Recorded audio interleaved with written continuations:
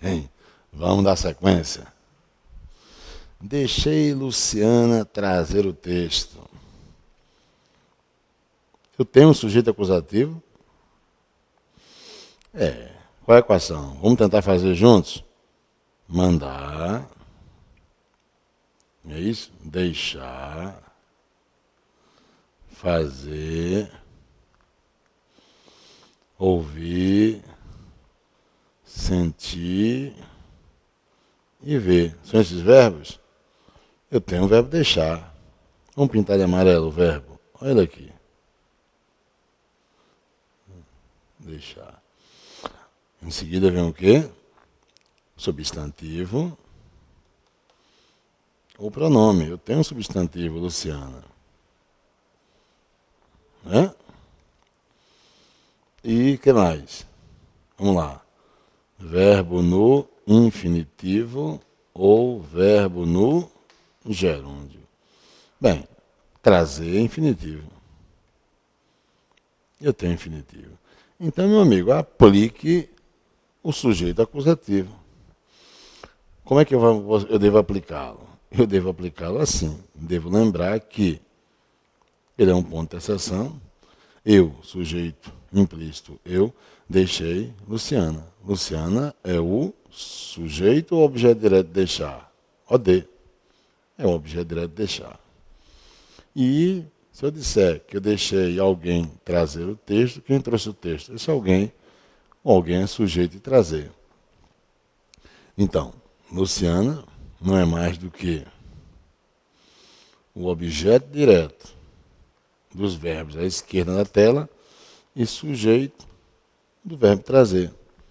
Se o objeto direto é o nosso acusativo em latim, sujeito acusativo é o que eu tenho, empregue pronome oblíquo e você tem deixei-a trazer o texto. É o único caso em português que um pronome,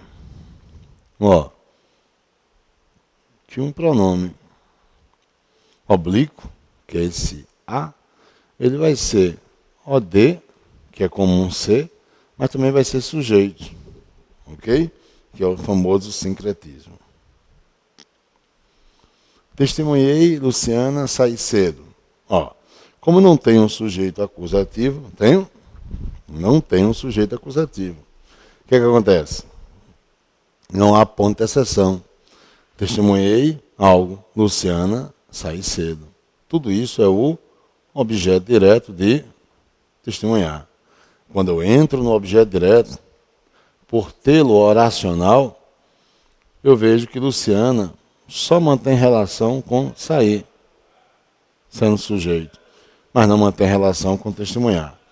Se ele apenas é sujeito, então use pessoal do caso reto. Agora, tem que ler assim. Testemunhei, aí dá uma pausa. Testemunhei, ela sai cedo. Ok? Lá vem a observação. A representação pronominal do sujeito acusativo é com os oblíquos. Pronome pessoal do caso oblíquo. Não havendo sujeito acusativo, o termo referenciado, o substantivo contextualizado, deve ser substituído por do caso reto. Tá certo? Mas, havendo sujeito acusativo, é com pronome oblíquo. Sujeito oracional. A primeira coisa que eu digo é, cuidado que o sujeito oracional, quanto à concordância, leva o verbo para a terceira pessoa do singular. Tá? Regra geral é essa. Agora, quando o núcleo do sujeito for constituído por verbo, ele é oracional. Estudar todo o programa é indispensável. O que é indispensável? É você ter um sujeito desse predicado. É indispensável. O sujeito é estudar todo o programa. E aí você tem um sujeito oracional. Quem é o núcleo? É o verbo. Estudar. Estudar o quê? Há ou não há objeto direto dentro do sujeito oracional? Há. É comum haver complemento verbal numa oração. Eu tenho uma oração que é sujeito do que está à direita. É oportuno que ela colabore. É verbo ligação. Oportuno é o predicativo do sujeito. Falta o quê? O sujeito. Que ela colabore é o sujeito oracional de é oportuno. Que lá no assunto período, você vai dizer que ela colabore, oração subordinada ao quê? Peguei você, amigo online. Vamos lá. Oração subordinada o quê? Isso.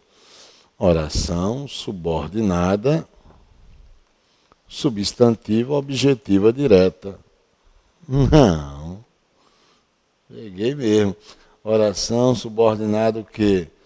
Oração subordinada, substantiva, subjetiva.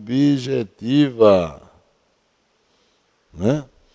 Oração subordinada, substantiva, subjetiva. Não é a oração que exerce valor de sujeito?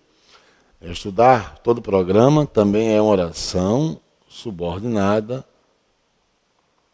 substantiva, subjetiva. No primeiro exemplo, estudar todo o programa, ela está reduzida de infinitivo. No segundo exemplo, ela está o quê? Desenvolvida. Veja esse exemplo. Verificou-se que Flávia, a quem confiamos a composição dos critérios do programa, deixou toda a direção organizada. Cuidado, viu? Verificou-se, está em sua transitividade direta. Se é a partícula apassivadora.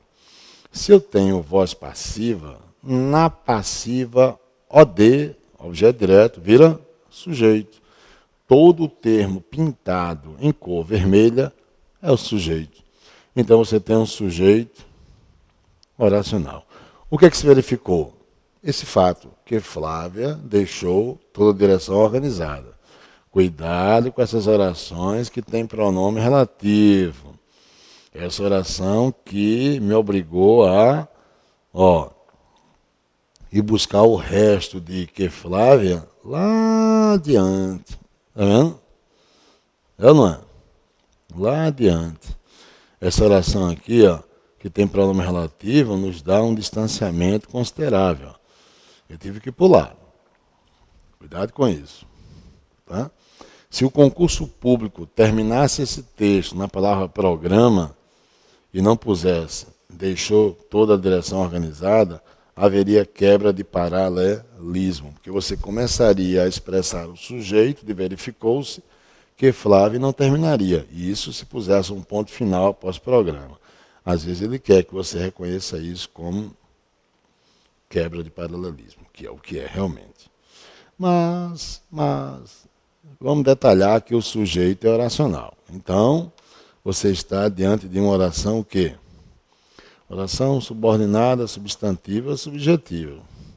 E sujeito oracional leva o verbo para a terceira pessoa do singular. Verificou-se, terceira pessoa do singular. Sujeito inexistente. É o mesmo que dizer oração sem sujeito. Olha essas 4 situações. Elas expressam um sujeito inexistente. Leia.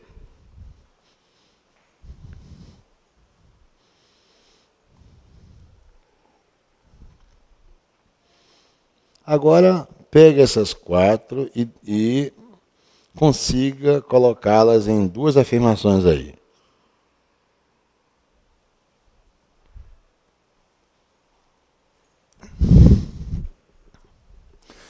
Você ficaria com quem? Verbo haver, no sentido de existir, e verbo que expressam fenômenos naturais. Ok? Por quê? Porque a segunda entraria aqui. E a última também entraria aqui. Na terceira. Por quê? Ora, verbo fazer indicando o tempo, quando eu digo faz 2 meses, o passar do tempo não é um fenômeno natural? E ao dizer é 1 hora, são 2 horas, o passar do tempo não é um fenômeno natural? Então, basicamente, você tem haver, no sentido de existir, e verbos que expressam fenômenos naturais. Confira. Toda vez que se empregar o verbo haver com a ideia de existir, ele é um verbo transitivo direto. Tá? Então, erros é um objeto direto.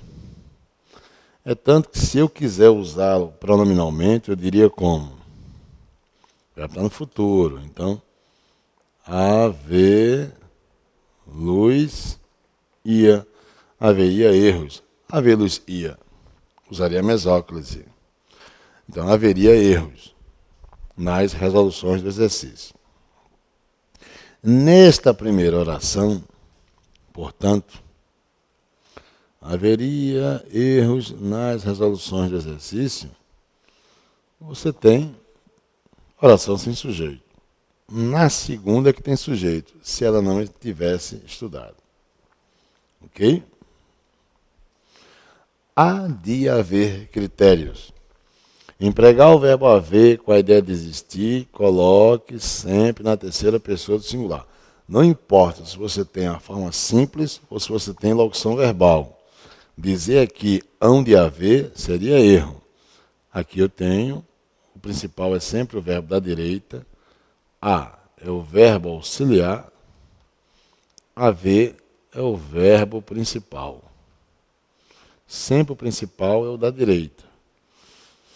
Pois bem, a locução verbal é impessoal, porque o principal é o verbo haver com a ideia de existir. Então, ele deve ser lido como verbo transitivo direto. Critérios é o objeto direto. E você não encontra o sujeito. E o verbo terá que ficar na terceira pessoa do singular. Há de haver é o mesmo que dizer haverá. Não posso usá-lo no plural. E aí você tem o verbo haver no sentido de existir é impessoal. Ou seja, a oração é sem sujeito. Aí o concurso público sai jogando o verbo no plural. O verbo haver com a ideia de existir não pode ser usado no plural, ele não é pessoal. Deve ser empregado sempre da terceira pessoa do singular. Os concursos públicos geralmente solicitam a concordância verbal.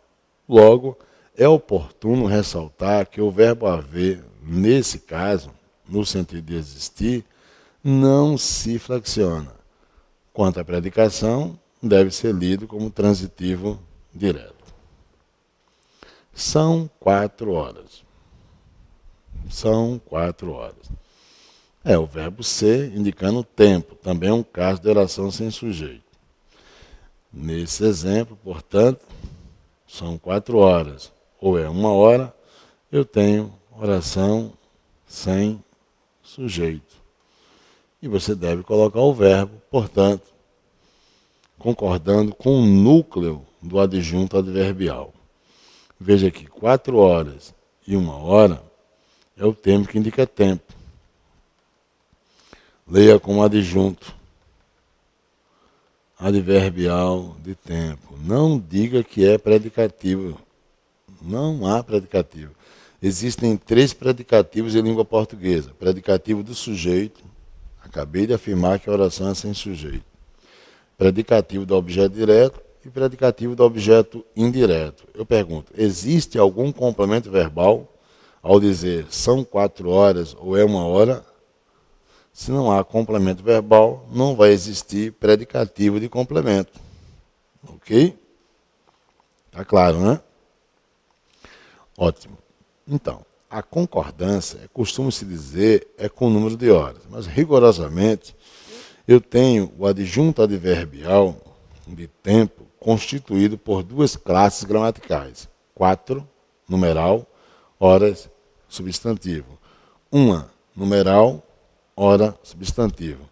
O verbo irá manter relação de concordância com o núcleo do adjunto adverbial, que é a palavra hora. Por isso que não é erro dizer que hora é ou que horas são. Ao dizer que horas são, não há erro. E não diga que o verbo concorda com o número de horas, porque não foi revelado nem um número sequer. Não é isso?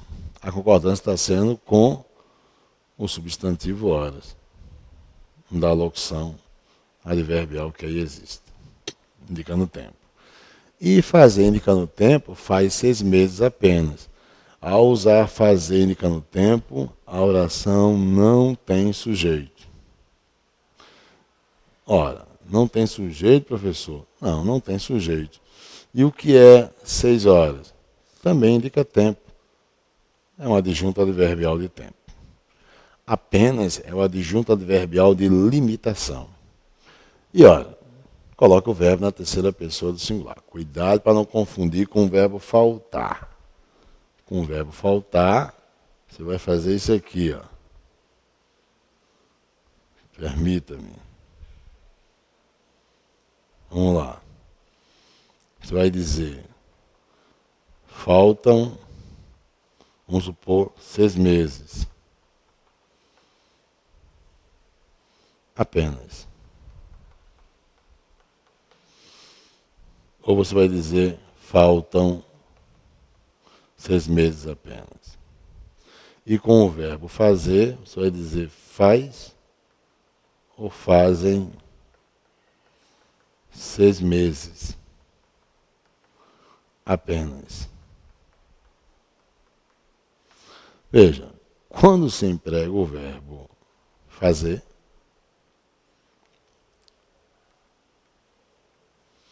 indicando o tempo, é singular, faz 6 meses. E ao empregar o verbo faltar, você vai usar aqui, faltam 6 meses. Por quê? Porque o verbo faltar é pessoal, vai ter sujeito. 1 mês, falta. 6 meses, faltam. O verbo fazer, indicando o tempo, é que é impessoal. 6 meses é adjunto adverbial de tempo. Ok? Ótimo.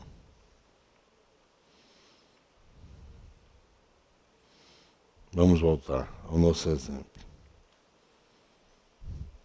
Então isso aqui é 6 meses no final da tela, um adjunto adverbial de tempo.